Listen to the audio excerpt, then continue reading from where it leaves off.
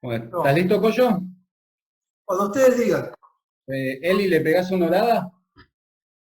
Ufa. No. Señor, te damos gracias por poder estar conectados esta noche para aprender un poco más de tu palabra. Te pido que abras nuestras mentes y nuestros corazones, que pongas en nuestros corazones, Señor, tu palabra y que esa palabra pueda dar fruto. En el nombre de Jesús, amén. Amén. Fíjate la hora. 22 y 9. Bueno, una hora entonces. La 19. Apocalipsis capítulo 1. La revelación de Jesucristo, Dios le dio para manifestar a su siervo las cosas que deben suceder pronto. Y la declaró enviándola por medio de su ángel a su siervo Juan, que ha dado testimonio de la palabra de Dios y del testimonio de Jesucristo y de todas las cosas que ha visto. Bienaventurado el que lee y los que oyen la palabra de esta profecía y guardan las cosas en ella escritas, porque el tiempo está cerca. Muy bien. Apocalipsis significa revelación en el griego. La C se convierte en K. Es Apocalipsis en griego. Y es una revelación para la iglesia de Cristo. Es exclusivamente para la iglesia de Cristo. Muchos lo toman como fin del mundo, la hecatombe, como algo terrorífico, como algo que... Veo al pastor Silguero. Chiche, Dios te bendiga. Amén. Dios te bendiga. Estoy viendo, Chiche, Dios te bendiga. Es un libro que a veces está mal visto, que como de temor, dice eso el Apocalipsis, han hecho películas, pero es un libro maravilloso, es un libro para la iglesia de Cristo. Dice la revelación de Jesucristo que Dios le dio. No sé, Ariel, si tenés el diagrama ese, el primero, lo tenés allí. Vamos a mirarlo. Ahí está. Dios se lo dio a Jesucristo. Jesucristo se lo dio al ángel. El ángel se lo dio al apóstol Juan y el apóstol Juan se la dio a las 7 iglesias, que es Éfeso, Esmirna, Pérgamo, Tiatira, Sardis, Filadelfia y Laodicea. Ese es el orden. Dios se lo dio a Jesús, Jesús se lo dio a su ángel, el ángel se lo dio al apóstol Juan y Juan lo escribió para las 7 iglesias. ¿Estamos hasta allí? Dice Juan a las 7 iglesias que están en Asia. Las 7 iglesias estaban allí lo que hoy es Turquía. Turquía está frente a Grecia y a Bulgaria. Y en el medio entre Turquía, sería y Grecia, está el mar Egeo. Al medio más o menos, un poquito más abajo, si lo escribo con un mapa después, está la isla de Palma. Ahí están. Ahí está Turquía, ahí están las 7 iglesias, ahí está el mar Egeo, y van a ver un puntito negro que está la isla de Palma, un poquito más al sur del mar Egeo, ya casi llegando al mar Mediterráneo, está la isla de Palma. Es una isla desértica, la usaban como cárcel, y allí Domiciano, un monarca que había en aquella época en Roma, hizo una persecución en el año 95 y 96 de la era cristiana y lo metió preso a Juan. Hay una cueva famosa allí donde hay templos ahora, está la iglesia de San Juan Apóstol. Si usted busca en internet salen fotos, salen varias cosas. Por supuesto que la idolatría puso su techo allí. Allí estaba Juan en esa isla y estaba de cuarentena igual que nosotros, no podía hacer nada. Estaba allí encerrado y tenía un propósito específico que Dios quería darle allí, la palabra de Dios, el famoso Apocalipsis. Juan lo escribió y fue una revelación que recibió de un ángel, que el ángel lo recibió de Jesús y Jesús lo recibió de Dios. Es el único libro de la Biblia que felicita, dice: bienaventurado el que lee y entiende la palabra de esta profecía y guarda las cosas en ella escritas, porque el tiempo está cerca. La palabra bienaventurado es una felicitación de parte de Dios. Si quieres sacarlo, Ariel, te lo agradezco. La palabra felicitaciones, allí Ariel en el libro de William Barclay, creo que en el Sermón del Monte, están los libros allá ahora, está la explicación, sí, está la explicación de esta palabra bienaventurada, es una felicitación. Viene de Chipre, porque Chipre era la isla feliz. Así como Mar del Plata, donde están ustedes, la ciudad feliz. No sé qué feliz será, pero así se llama. Pero son felices ustedes los cristianos. Y ahí viene de la isla de Chipre, todo iba a vacacionar, y por eso se llama, y ahí viene la palabra del griego bienaventurado. Es una felicitación, es ser dichoso, ¿verdad? Me raspo la nariz, no hago otra cosa, psicológico. ¿Vio cuando uno en la calle dice no hay que tocarse el rostro? Dicen ahora, no hay que tocar. Uno sale a la calle y te empieza a picar por todos lados. ¿Cómo? ¿Qué? Psicológico debe ser. Acá adentro no te pica. Bueno, volviendo a esto, Jesús dijo: bienaventurado el que lee y entiende la palabra de esta profecía, porque el tiempo está cerca.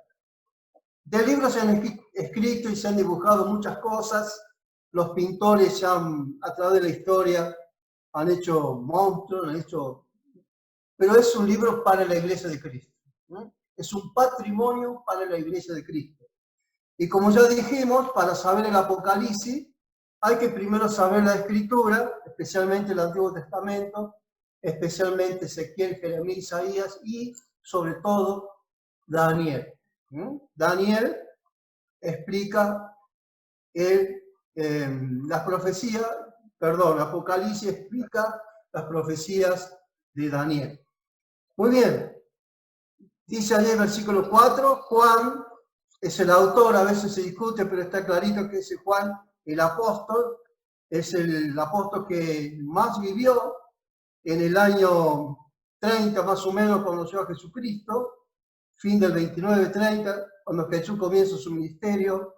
Y acá estamos cerca del año 98, 99, casi pisando el año 100, más o menos se calcula, y Juan es el autor de este libro que es el Apocalipsis. A las 7 iglesias que están en Asia, son 7 iglesias elegidas. Había muchas más iglesias. Recuerde que no había templo, había hogares, como hoy. Pero la iglesia estaba, no había muchos templos. Por 20 años se guardó el sábado, hasta que después dijeron, ya lo vamos a ver después, que el domingo es el día del Señor, el domingo. Pero había más iglesias, y las iglesias se tomaban por ciudades porque estaban todas juntas. No existían bautistas, ni menonitas, ni hermanos libres, ni pentecostales. La iglesia era una sola. Era la iglesia cristiana y el paganismo. Dice la iglesia, a las 7 iglesias que están en Asia. Estas 7 iglesias van a representar a todas las demás iglesias. Y van a representar a la iglesia de toda la historia de la cristiandad. Y aparte,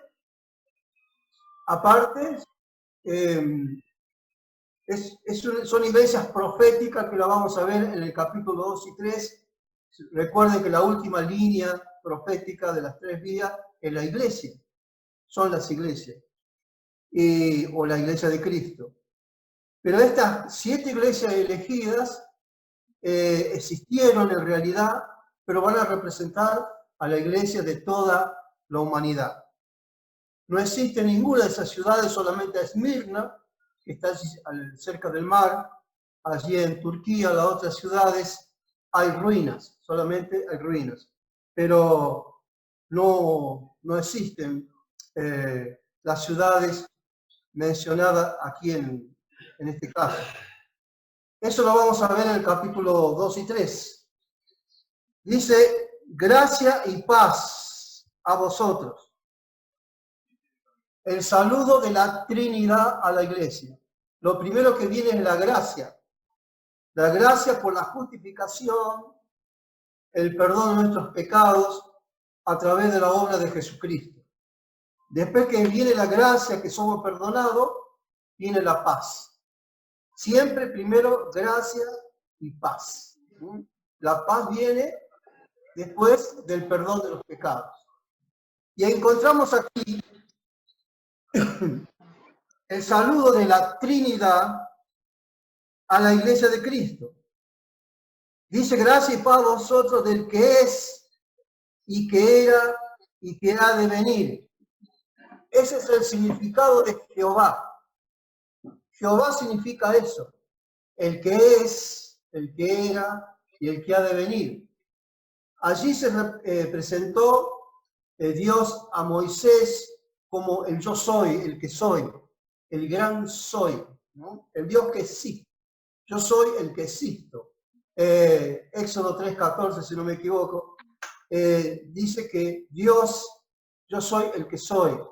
Y el que es y que era y que ha de venir es uno de los sinónimos del Padre, de Dios, y ¿cómo es? Y es el nombre de Jehová, ¿no? Jehová significa eso, el que es, el que era y el que ha de venir. Dios significa el objeto supremo de adoración. Hay muchos nombres. Y Padre, bueno, nuestro Padre espiritual, eso se sabe ya. Muy bien. Dice los 7 espíritus que están delante del trono. Recuerden que Apocalipsis es simbólico, en muchos casos, y no es que hay 7 espíritus, sino que hay un solo espíritu y representa al Espíritu Santo.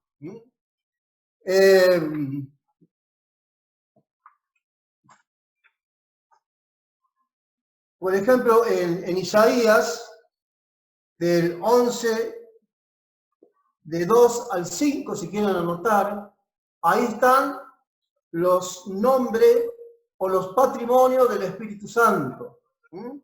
No es que hay 7 espíritus, ¿no? En el capítulo 3, creo que versículo 1, habla de los 7 espíritus. Y en el versículo, capítulo 3, 1, bueno, otro lo perdí, habla de los 7 espíritus, ¿no? 7 espíritus de Dios. Pero no es que hay 7 espíritus. ¿Quieren anotarlo los 7 espíritus? ¿Lo quieren anotar? Lo digo rápido, ¿no? Isaías 11, del 2 al 5 dice, primero espíritu de Jehová. El que quiera anotarlo, espíritu de Jehová. Si no, después le paso la nota. Le voy a pasar la nota a los de Río Cuarto y a los que están cerca. Si me mandan su correo, se lo voy a enviar, o a los hermanos, caso Chiche, que lo veo ahí, le vamos a dar una copia de todo este estudio.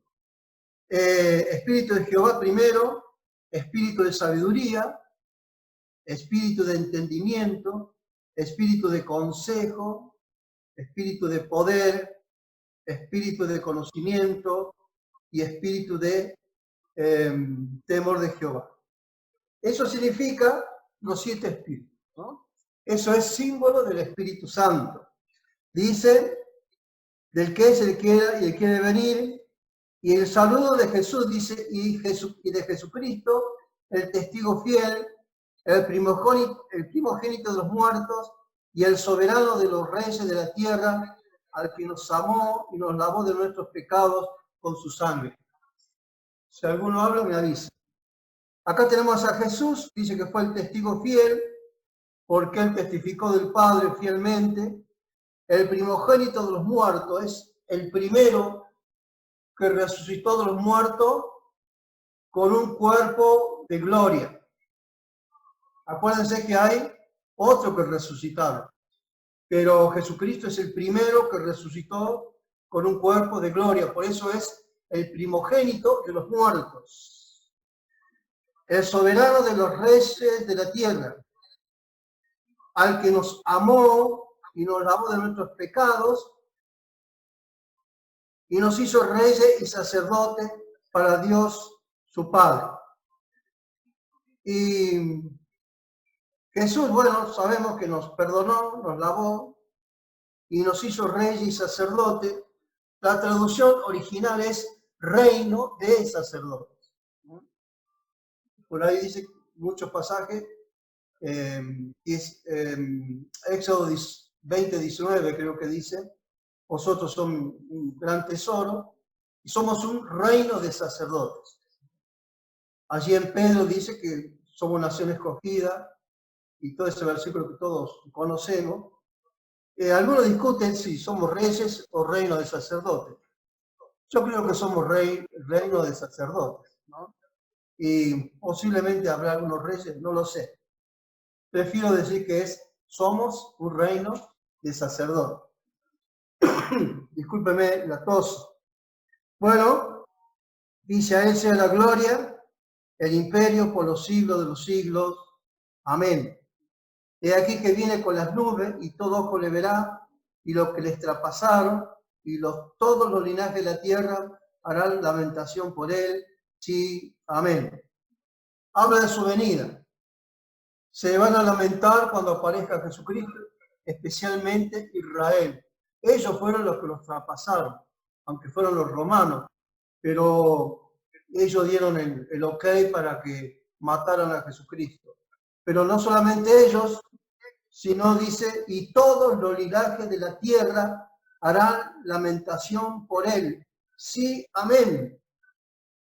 Cuando Jesús aparezca aquí ya como el soberano, como el rey, no como ladrón en la noche, sino como de repente como rey, cuando todo ojo le verá, porque dice que primero aparece como ladrón en la noche, así que nadie lo va a ver, un ladrón no se ve. Se lleva a la iglesia, resucita a los muertos, pero acá aparece como soberano, está hablando ya del final del Apocalipsis, capítulo 20, 19, 20. Recuerden que hay un caballo blanco ahí, y ese caballo pertenece a Jesucristo, y su ropa está manchada de sangre por la cruz del Calvario, pero ya en el capítulo 19. Y ahí Jesucristo, cuando aparezcan, ¿por qué van a hacer lamentación? Porque los que queden vivos en ese tiempo van a tener la marca de la bestia. La marca de la bestia. Entonces ya no tienen salvación, por eso se van a lamentar. Lamentablemente es así. Bueno, vamos rápido, ¿no? Dice, yo estoy haciendo rápido, pero acá hay mucho más que después cada uno puede escudriñar. Esto me llevó una semana con este estudio, así que pero es maravilloso, es hermoso. Yo soy el alfa y la omega, el principio y el fin. Habla de las dos letras del abecedario griego. Él es el primero, el último, el que llena todo, ¿no? Como dice un comentarista, el primero, el medio, el último, él llena todo. Él es el principio de las cosas y es el fin de todo. Me gusta ahí Hebreo 1, capítulo 1, cuando dice que él es el resplandor de la gloria, el sustentador, el creador y sustentador de todas las cosas. Jesucristo es el principio, el fin, por eso se llama el alfa y el omega, y dice el que es y que era y que ha de venir. Jehová aparece de nuevo aquí, el que es y que era y que ha de venir, el Todopoderoso. Este es el misterio de la Trinidad. Nosotros cuando pensamos en la Trinidad vemos algo separado, le dijeron los discípulos, muéstranos el Padre y no basta. Juan 14, los primeros versículos. Y le dijo, tantas veces he estado con ustedes y no me han visto todavía. Dice, pero podría decir, pero estamos viendo al Hijo, pero no al Padre. El Padre está en mí y el que me ve a mí ve al Padre. Y el que ve al Padre ve al Hijo. El misterio de la Trinidad no es comprendido por la mente humana. Pero Jesucristo es Dios, y dice el Todopoderoso. Sabemos que existe el Padre, el Hijo y el Espíritu Santo, pero a la vez es un Dios, ¿verdad? Es un solo Dios. Oye Israel, Jehová, tu Dios uno es, dice Deuteronomio. Y ahí se toman muchas doctrinas, especialmente los testigos de Jehová. Pero después Jesucristo aparece como Dios. Dios, dice Pablo, manifestado en carne. Dice el Evangelio, Emmanuel, Dios con nosotros. No podemos discutir la Trinidad porque no la vamos a entender. La luz tiene 3 rayos. ¿No? No sé si me voy a acordar. Un electricista no se acuerda. Pero el rayo lumínico, ultravioleta y calorífico. No sé si hay ahora con la ley, pero son 3 rayos. Si saca uno de esos rayos, deja de ser luz. Ahora, son 3 cosas distintas, pero a la vez es una. Nosotros vemos la luz. No pensamos que hay 3 cosas distintas. Los científicos lo pueden separar y hacer 3 cosas distintas, pero para tener la luz necesitamos esos 3 rayos. Lumínico, calorífico y ultravioleta. Si no, no hay luz. Es una ilustración media vaga, pero para decir cómo es la Trinidad, no podemos entender. No podemos entender. Pero dice, yo soy el alfa y el omega, el principio y el fin, dice el Señor, el que es y el que era y el que ha de venir, el Todopoderoso. O sea, Dios. ¿Alguna pregunta hasta aquí? ¿Está claro? Hoy nadie dice nada. Hay mucha gente escuchando, por eso nadie se atreve a preguntar. Excelente. Bueno. Dice versículo 9. Yo, Juan, vuestro hermano. ¿Cómo? ¿Hablaron?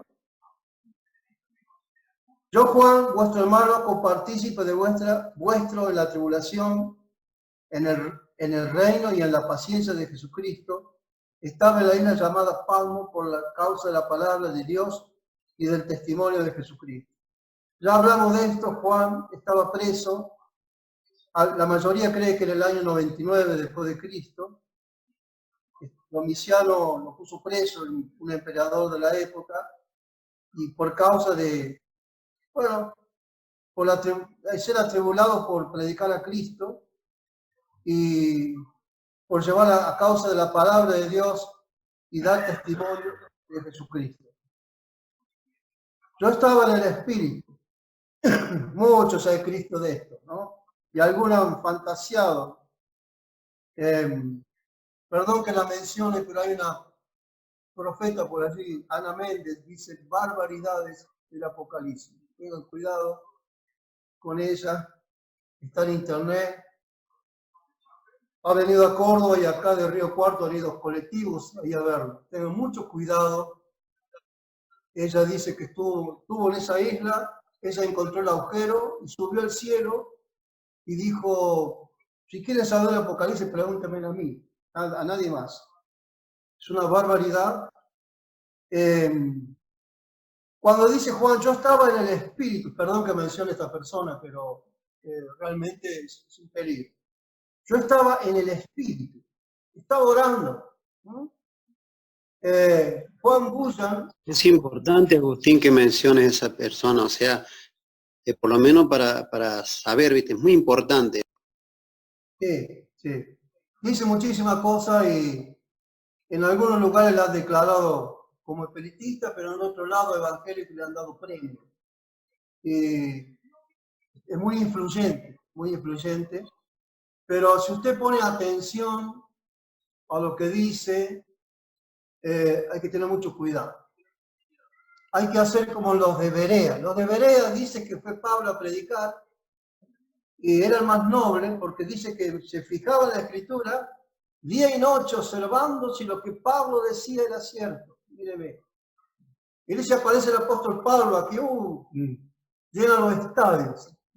No alcanzarían los estadios para escuchar al apóstol Pablo. Pero los de Berea dice que escudriñaban las Escrituras para saber si lo que él decía era cierto. Y Pablo dice, Lucas, el que escribe Hechos, dice, estos eran más nobles que los otros, que los sacaron corriendo a Pablo.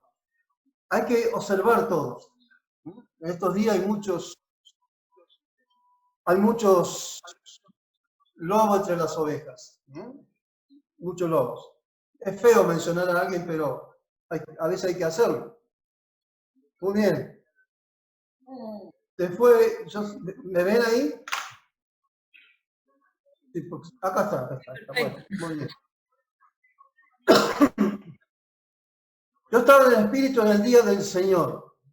Yo no puedo pasar todos los versículos, pero el día del Señor se declaró finalmente el día domingo. Los primeros 20 años los cristianos en el libro de los Hechos se reunían el día sábado, porque ellos estaban acostumbrados al día sábado. Y luego vemos allí que se reunían el primer día de la semana.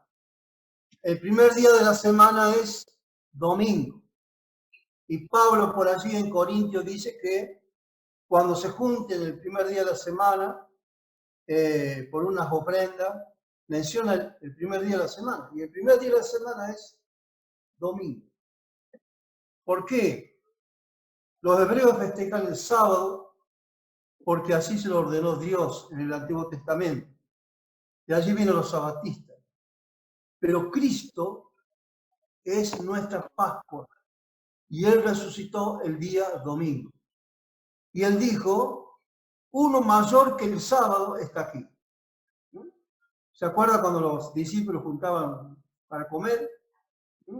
Y Él dijo que Él era mayor que el sábado. Así que por eso los hermanos con el tiempo comenzaron a reunirse el primer día de la semana y lo llamaron el día del Señor. En este domingo estaba orando Juan. Dice, yo estaba en el Espíritu en el día del Señor y oí detrás de mí una gran voz como de trompeta. Imagina estar orando y aparece una terrible voz atrás tuyo, ¿sabes? El salto que había pegado Juan, ¿no? Tremendo. Sí, bueno.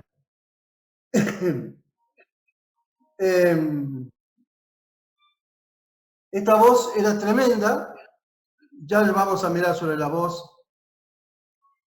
Que decía, yo soy el alfa, el omega, el primero y el último. Ya vimos eso. Escribe en un libro lo que ves y envíalo a las 7 iglesias que están en Asia. En el versículo 19 dice, escribe las cosas que has visto. Tengan en cuenta esto porque es muy importante, muy importante. Dice, escribe lo que ves. Después dice, escribe lo que has visto, verso 19, las que son y las que han de ser después de esta. Es muy importante este pasaje donde dice, escribe lo que ves. Y envíalo a las 7 iglesias que están en Asia y nombra a las 7 iglesias. Y me volví para ver la voz del que hablaba conmigo y vuelto vi 7 candeleros de oro o candelabros. En el versículo 20 aclara que los candelabros es la iglesia. Son las iglesias, mejor dicho. Dice que el misterio de los 7 candeleros al final del versículo 20 son las 7 iglesias.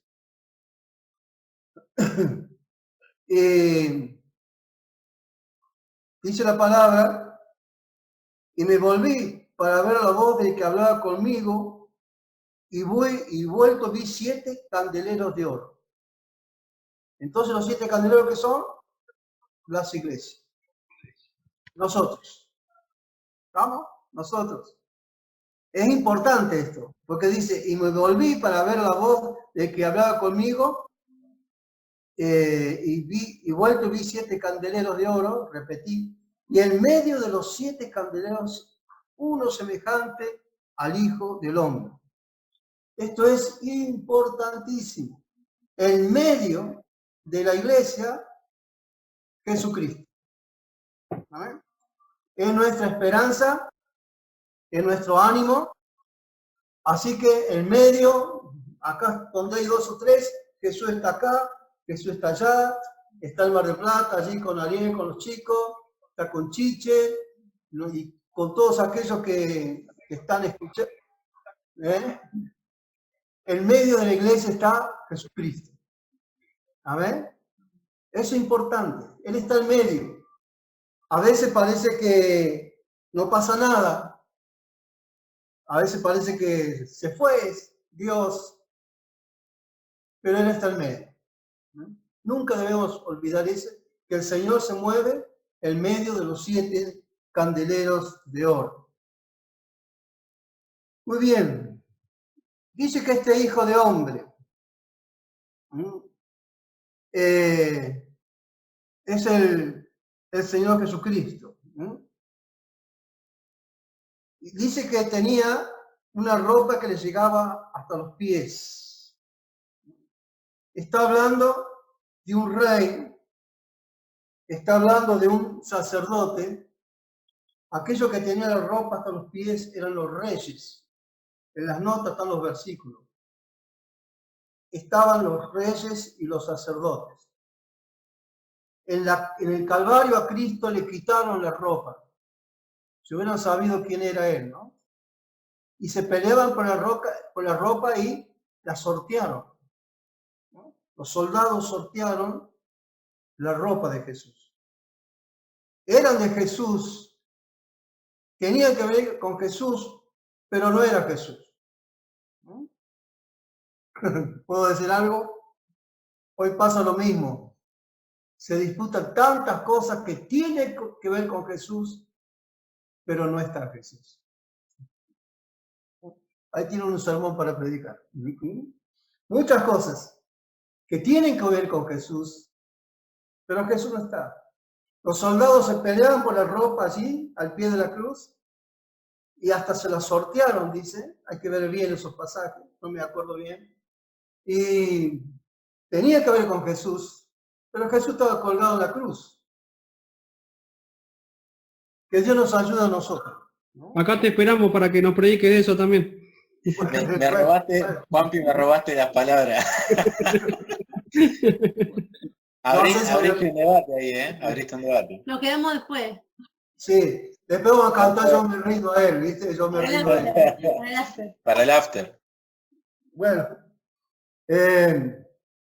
me pica la nariz, no pienso en otra cosa, ¿eh? Bueno, porque me retan después. Dice que llegaba hasta los pies, nos habla del rey, nos habla del sacerdote.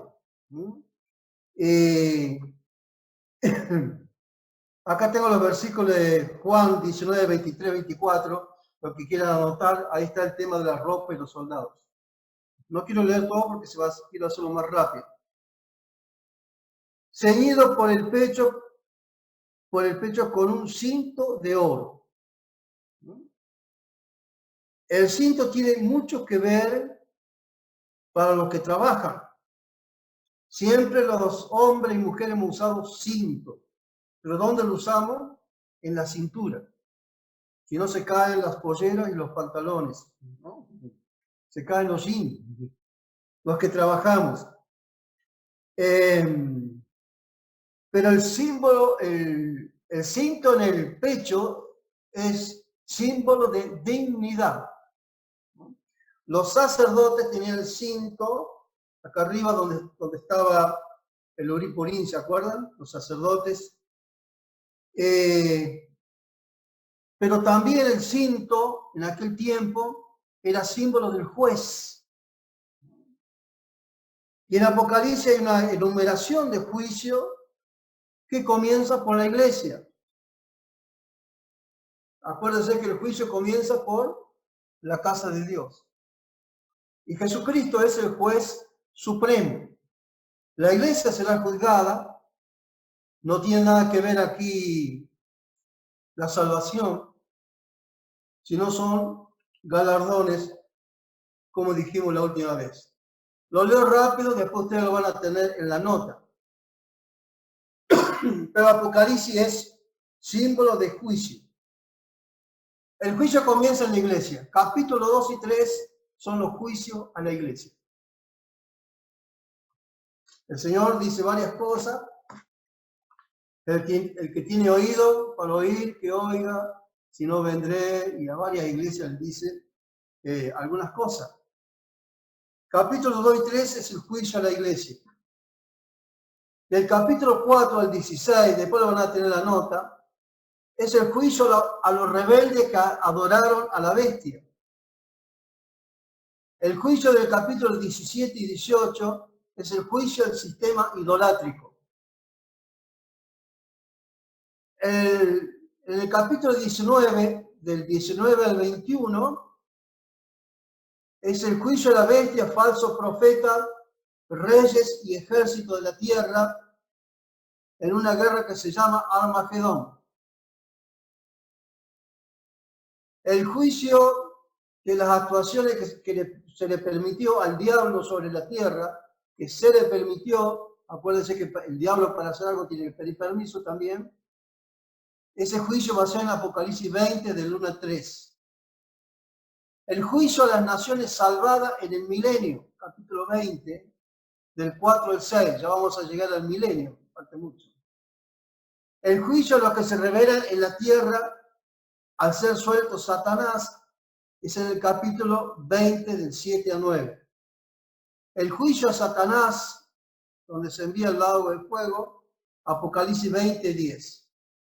Y el juicio a los no salvos de toda la historia, el gran trono blanco, es del 20, del 11 al 15, capítulo 20, 11 al 15.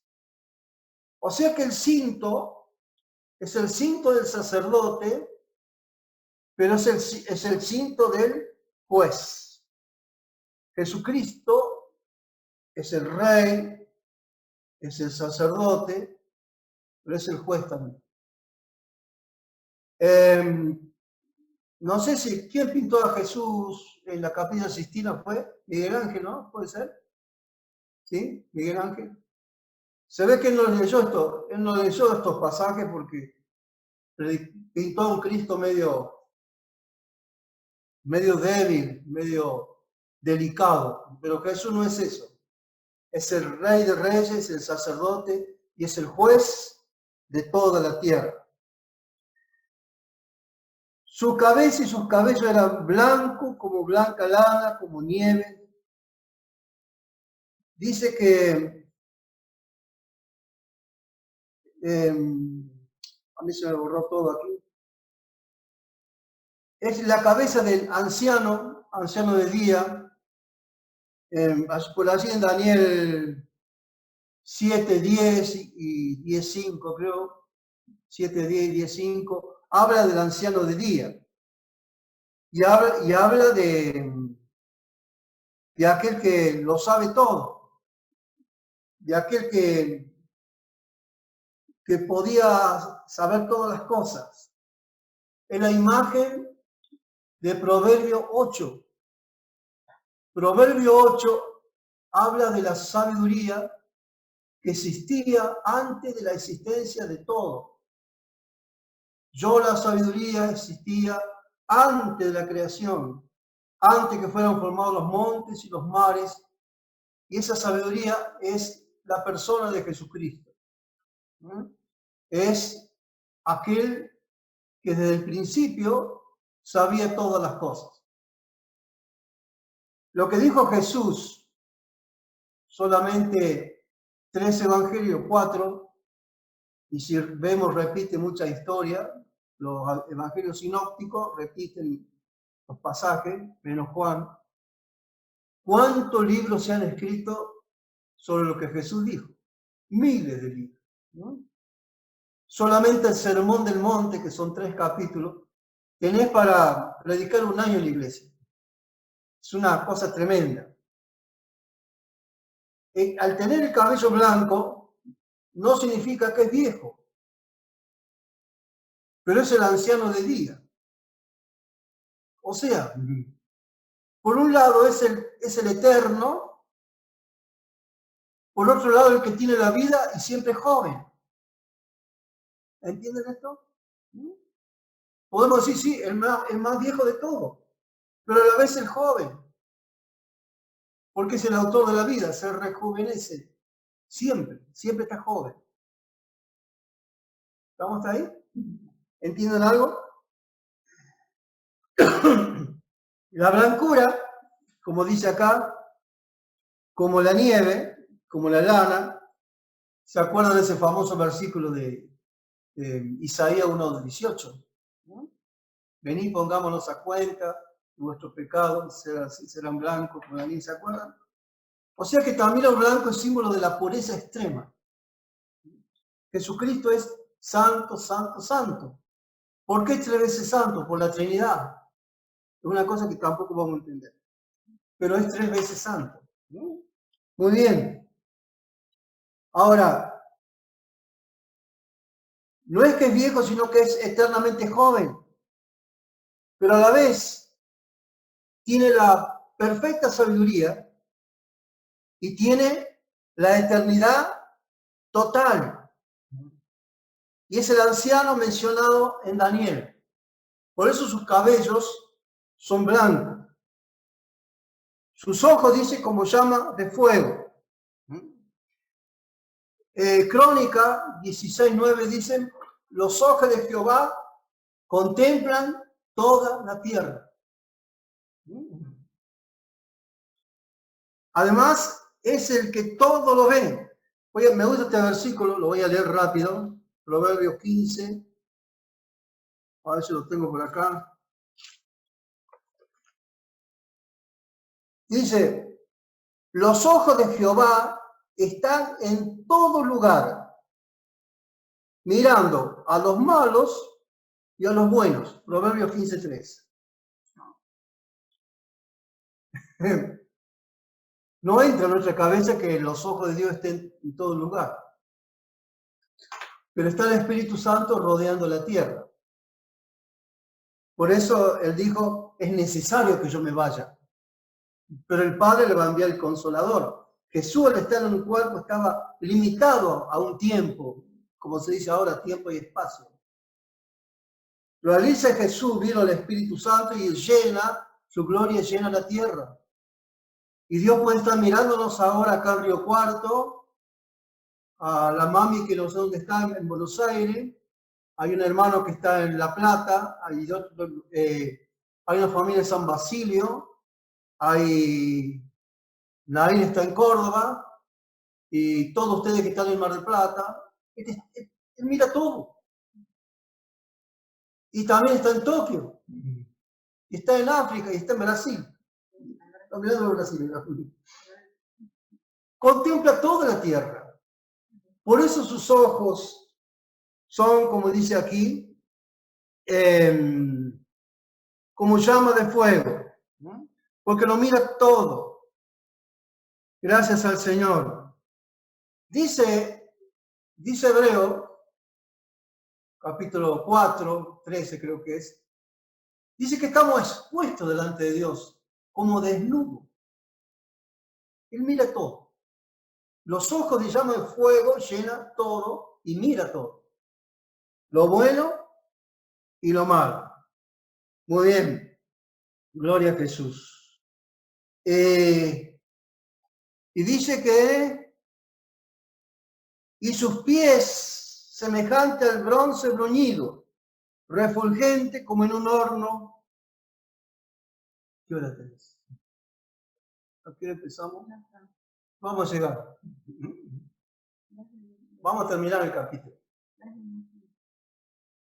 El bronce bruñido. Yo busqué refulgente. Estaba viendo un comentario que cuando... Acá tengo hermanos que saben de eso de fundición. Cuando se funde el bronce en especial, dice que no se lo puede ver porque larga una luz como el sol, ¿no? Cuando está totalmente fundido. ¿No? Por eso pone el bronce. Ahora, es interesante que la vestidura llegaba como el sacerdote, pero a él se lo ven los pies. Vestidura de rey. A los reyes se le ven los pies, pero no a los sacerdotes. Es interesante, porque el apóstol vio los pies, aunque sus vestiduras llegaban hasta bien abajo. Muy bien. Y también habla, en Apocalipsis 19:15 dice que está el lagar de la ira de Dios. Es como aquel que pisa las uvas y las desmenuza, y de ahí sale un líquido que no me acuerdo cómo se llama, pero bueno, sale algo de ahí.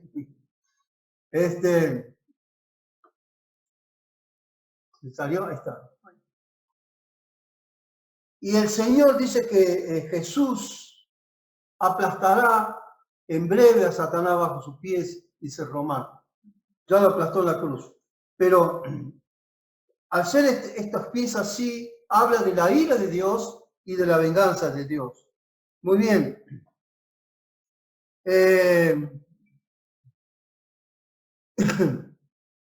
Después dice, y su voz como estruendo de muchas aguas. ¿No? Un comentarista dice, yo tomo de varios comentaristas, que la voz de las multitudes. Yo me acuerdo, estaba pensando en un estadio, el de Boca, de River, cuando uno de su equipo hace un gol y estalla la multitud. Esa es la figura del Apocalipsis. También habla como estruendo de muchas aguas. Las cataratas dice que hace yo no la conozco, pero dice que hace un ruido bastante fuerte. Entonces su voz era tremenda. Pero es tan tremenda esa voz que cuando Él venga va a levantar a los muertos de las tumbas. Y su voz dice que es como trompeta, ¿no? Que va a levantar a los muertos de las tumbas. Y su voz va a destruir al enemigo que a la bestia. El resplandor y su voz y su resplandor va a consumir al anticristo. Muy bien. Y con su voz también dice, regirá a las naciones con hierro. O sea que en el milenio, cuando Él rija a las naciones, va a ser tremendo. Se va a cumplir lo que Él dice. Gracias, Señor. Muy bien. Dice, tenía en su diestra 7 estrellas y el versículo 20 aclara que son ángeles. Y acá se discute mucho qué son estas estrellas. Algunos dicen que son ángeles que cuidan la iglesia, pero la palabra ángel significa mensajero. Y algunos dicen que son los siervos de Dios, estos ángeles mencionados. Personalmente creo que son las dos cosas. Que los ángeles cuidan la iglesia y los mensajeros de Dios están en la mano derecha de Cristo. Todos ustedes que sirven al Señor, nosotros estamos en las manos derechas de Cristo y Él nos protege y nos guarda. Amén, pastores. Amén. Veo dos pastores acá. Lo veo a Chiche, lo veo al otro hermano allá, Bársola. ¿Está bien? Bársola es muy bien. Dios te bendiga. Dios te bendiga. Estamos en la mano derecha del Señor y allí dice la palabra, y tenía en su diestra 7 estrellas. De su boca salía una espada aguda de 2 filos. También se dice mucho, por supuesto, que es la palabra de Dios. La espada de 2 filos es famosa porque es la más hiriente de todas. Espada de doble filo. Nosotros nunca la usamos, nunca estuvimos en guerra, pero dice que la más segura la más hiriente de todo. La palabra de Dios es como espada, dice Hebreos 4:12, que penetra en el alma. Allí donde no llega el psicólogo ni el psiquiatra, no llega nadie, la palabra de Dios penetra. ¿Amén? La palabra de Dios llega. Porque la palabra le sale de la boca de Jesucristo. Y dice, y su rostro era como el sol cuando resplandece en su fuerza. Muy bien. Sabemos que el rostro del Señor ha causado muchas cosas. En el monte se transfiguró, y ahí los discípulos no sabían qué hacer, Pedro no sabía qué hacer, sí, ya está, qué hacer. La luz del Señor tiró abajo a Pablo, tiró abajo todas sus cátedras, su religión, tiró abajo todo. Vamos a terminar el capítulo, me esperan 5 minutos más y terminamos. Dice que es como el sol cuando resplandece en su fuerza. Y el sol, por supuesto, no se puede mirar, se recomienda que no lo miremos. Yo estudié astronomía y hay aparatos especiales para mirar el sol. A veces lo miramos con una radiografía o con esa máscara para soldar, pero es muy peligroso. A veces hace mal. No se puede ver el sol. Y así es el rostro de Jesús, ¿no? Algo tremendo.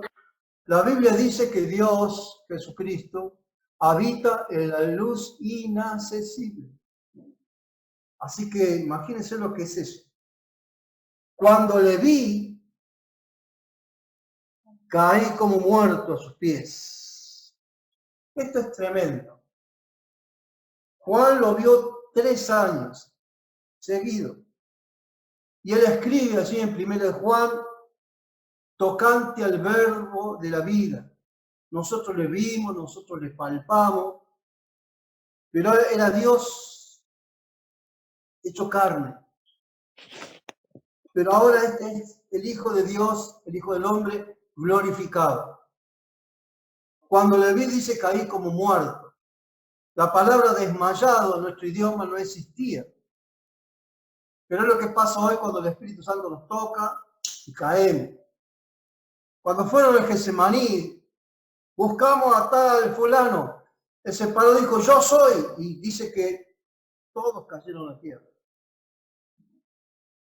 Yo he visto, le contaba a Selma, en el Luna Park, cuando vino Benigino a orar y caer de 3.000 a 4.000 personas juntas, cuando él apuntaba así con su mano, y un coro de 800 personas que hizo así, no quedó ni uno. El poder de Dios es tremendo.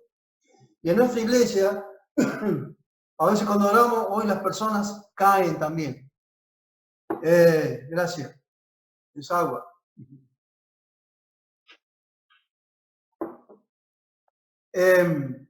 No existía la palabra desmayado, pero él, cuando vio a Jesús, semejante luz, semejante cayó, pero Jesús dice que puso su diestra sobre mí, diciéndome, no temas, y vuelve a decir, yo soy el primero y el último.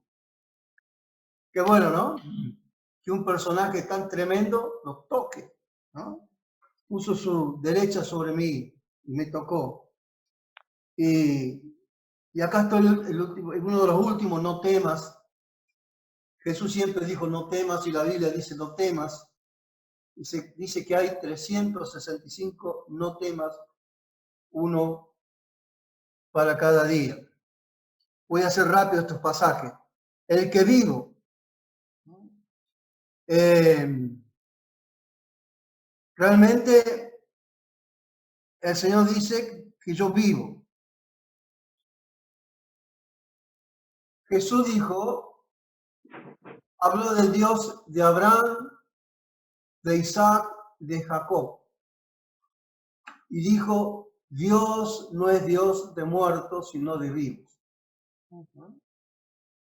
Y cuando miramos, bueno, Abraham, Isaac y Jacob, los tres tienen un significado muy especial para nosotros. el llamado, la herencia y la disciplina. Y un día quieren predicar Abraham, Isaac y Jacob. Abraham fue llamado, Isaac nunca hizo nada, recibió todo, y Jacob fue disciplinado, ¿no? Esperamos con esa también. ¿Cómo? Esperamos con esa también. Ya prediqué una vez allá, ¿se acuerda del llamado? No me acuerdo cómo es el tema. Eso que está en los cassettes que me debes. Ah, lo tengo acá. La disciplina. Sí. ¿Qué es un cassette? Algo que se usaba antes. No, se llamó Julián. Sí, yo sé lo que me quiere decir. Eli, ¿no? Tú eres Eli. Sí, Déjenlo que lo disfrutemos un poquito más en Río Cuarto. sí. ¿Cómo es? No te dicen allá. Ahora, es un pecado buscar a Dios entre los muertos. Lo único que buscan los muertos, invocan los muertos, son los espiritistas. Y la idolatría es un poco de espiritismo porque invocan a gente que ha muerto. A María, a Pedro. Los queremos a todos ellos porque son nuestros hermanos que están con Cristo, pero murieron y no resucitaron. A al pobre Gil este que lo invocan. Y a tantos otros, no me acuerdo ahora. Y es un pecado invocar. Y la mayoría de los casos son todos muertos. El único caso donde invocamos a un Dios vivo somos nosotros, los cristianos. Porque Dios no es Dios de muertos, sino de vivos. Después lo buscan ese pasaje. No me acuerdo dónde está ahora. Lo único creyente en el mundo, en toda la historia, que invocamos a un Dios vivo somos nosotros, los cristianos. Y los hebreos al comienzo, por supuesto. Todos los demás invocan a los muertos. A los Buda, a los Mahoma y tantos otros. Y está prohibido invocar a los muertos. El ángel le dijo a la mujer allí, ¿por qué buscáis entre los muertos al que vive? Yo soy el que vivo, dice. El mismo. Estuve muerto. Estuvo tan muerto como cualquier muerto. A ver. Estuvo muerto. Como cualquier otro muerto. Pero dice, pero ahora vivo. Porque dice Pedro en el capítulo 2 de los Hechos, tomando el Salmo 16, porque la tumba no podía retener al autor de la vida. Porque Jesucristo estuvo muerto en su cuerpo. ¿Y su espíritu dónde fue? ¿Dónde iban todos los muertos? Al Hades. ¿Y qué fue a hacer allí? Fue a predicar. Así cuando Satanás hacía fiesta, acá lo tenemos al Hijo de Dios en el Hades, en el lugar de los muertos. Y Jesús dijo, sí, y acá quería venir. Quería venir para abrir las puertas del Hades y subiendo a lo alto llevó cautiva a la cautividad. Y allí dio dones a los hombres.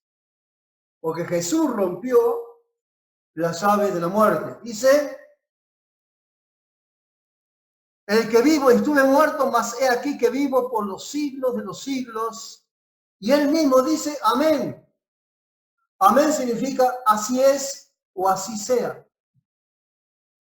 Y amén, yo estuve muerto, pero ahora vivo. Y nunca más me van a matar porque ahora vivo por los siglos de los siglos. Nunca más van a matar a Jesucristo.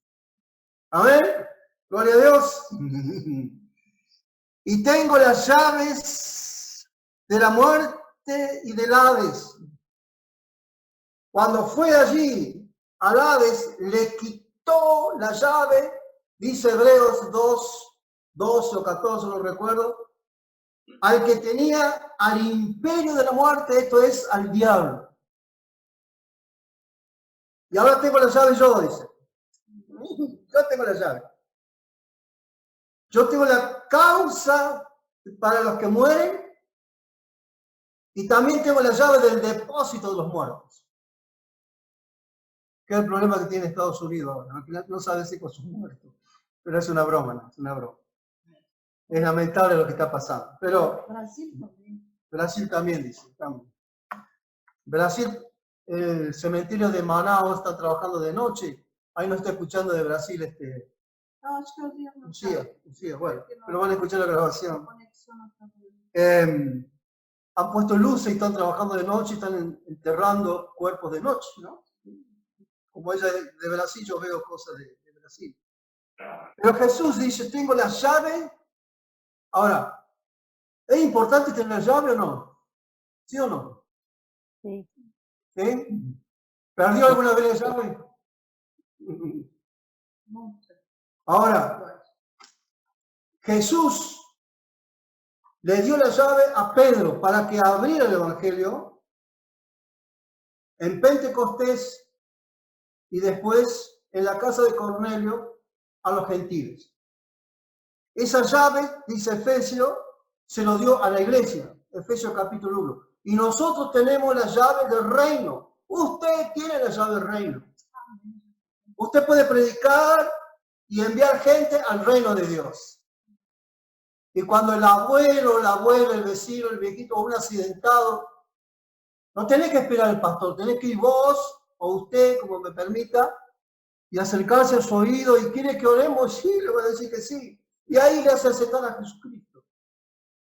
Cuando una persona se va a morir, me agarro de desesperación y le digo, ¿me dan permiso a orar? La familia dice, sí, dice la familia, sí, porque en el momento ahí están todos, ¿no? Todos creyentes. Entonces me arrimo allí y le hablo al oído, ¿quiere que oremos, abuela, abuelo, amigo? Sí. Y ahí le hago aceptar a Jesucristo. Ahora sí, después, ahora moriste, pero que acepte a Cristo. Hace muchos años un amigo estaba triste, un albañil, allí en el barrio Alberdi. Yo trabajaba en la calle Ituzaingó, la otra, no me acuerdo cómo se llama. María Olguín, ¿puede ser? María Olguín. ¿Qué le pasa? No, yo tengo mi hermana grave, dice, se han dicho que se está por morir. No, le digo, pero dame permiso para ir a verla. Sí, yo hablo con la familia, me llamó, dice, sí, podés venir. Así que fui y le hice aceptar a Cristo y todo, bueno, es uno de los muchos casos. Aceptó a Cristo, lloró y se entregó y bueno, a esa noche falleció. Al otro día aparecía allí y dice, perdón, dice, pero la familia dice, no te va a permitir hablar. No, ¿para qué quiero hablar ahora? Ya está muerta.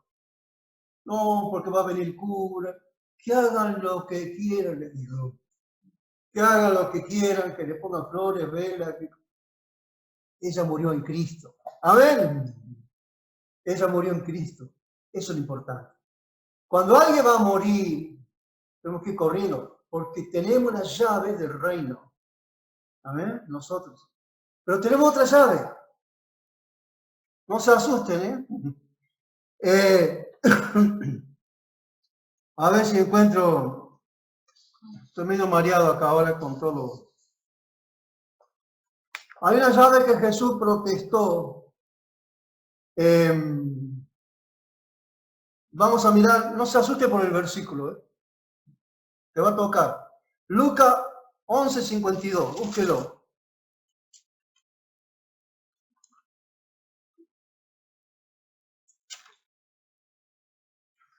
Dije Lucas 11.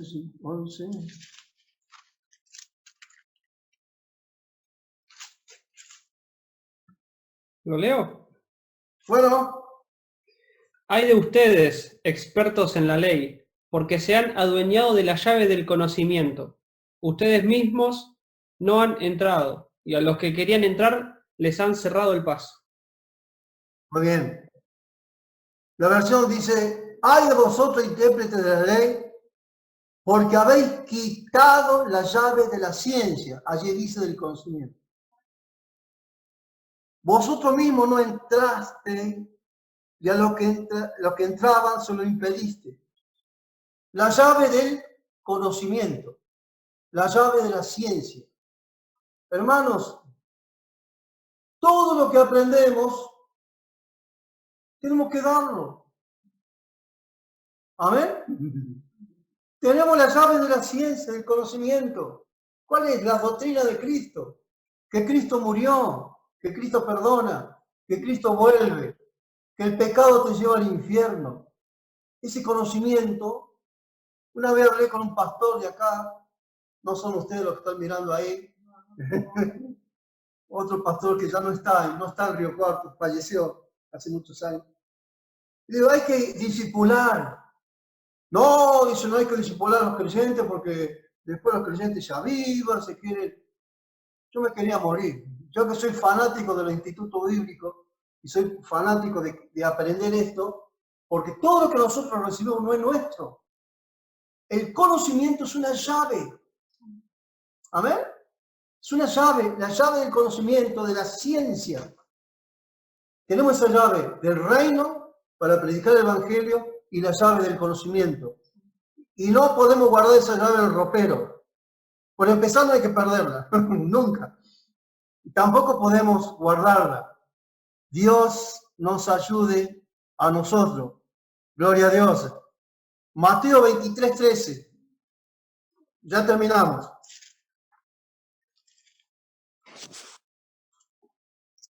A ver, léelo en esa versión si querías leerlo. Dice, hay de ustedes, maestros de la ley y fariseos, hipócritas, les cierran a los demás el reino de los cielos, y ni entran ustedes, ni dejan entrar a los que intentan hacerlo. Acá dice, ay de vosotros escribas y fariseos hipócritas, porque cerráis el reino de los cielos delante de los hombres.